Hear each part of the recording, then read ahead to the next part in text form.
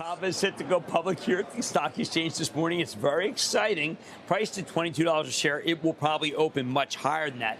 We have CEO Brett Schulman joining us now. Brett, first, congratulations on all your success. Thanks, Jim. Thanks, David. Thanks for having us. Now, I think that your story is one that I want people to know. It's an actual, authentic story from three people who are great cooks, and you join. And I want you to just tell America what has happened with your story. It is that clear.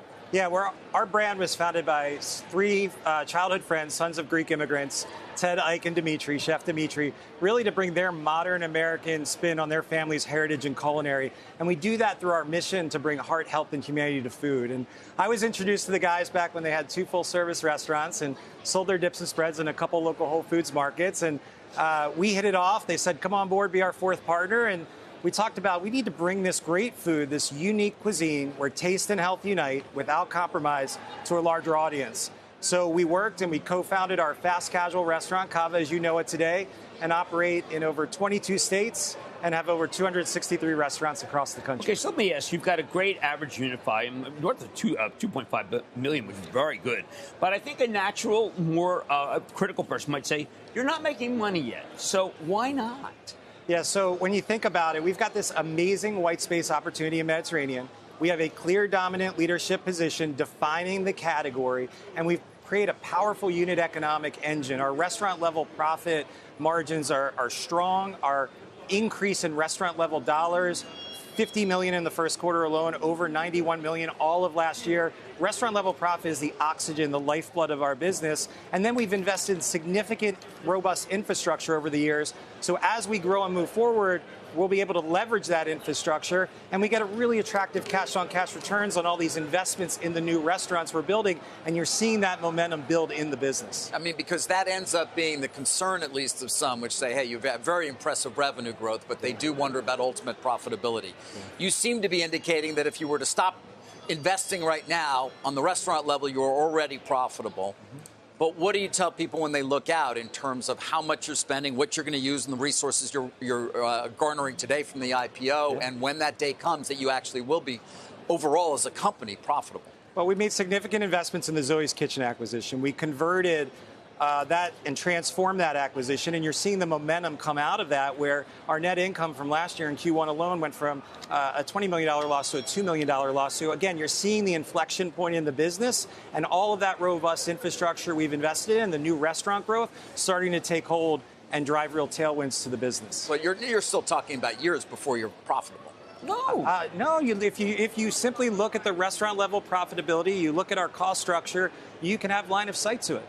What's line of sight? Give me some. I mean, am I talking a year, 2 years, 5 years? Look, you have the restaurant level. Wait, let him answer the question. Okay, I'm sorry.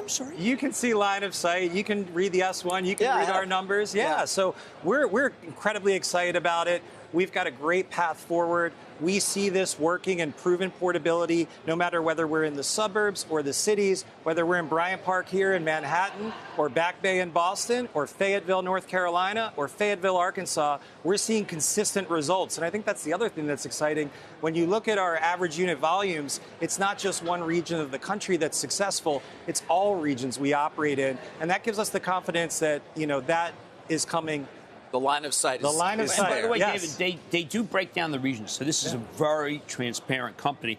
And on the profit margin per store, the actual restaurant level profit margin, which is a very good indicator, they are, the last one was 25.4%. Now, Chipotle is 23.9%. So the comparisons, a lot of people are comparing you to Sweet Green, which is a fizzler, and some are comparing you to Chipotle, which is long-term. I want to ask you, where is America in terms of Greek food versus where it was, say, 5-10 years ago? Yeah, that's the incredible thing. When you look at the demographic shifts in our country and the trends, 48% of Gen Z identify with an ethnic minority group. That's up from 38% of millennials. Gen Alpha will be the first generation across that 50% paradigm.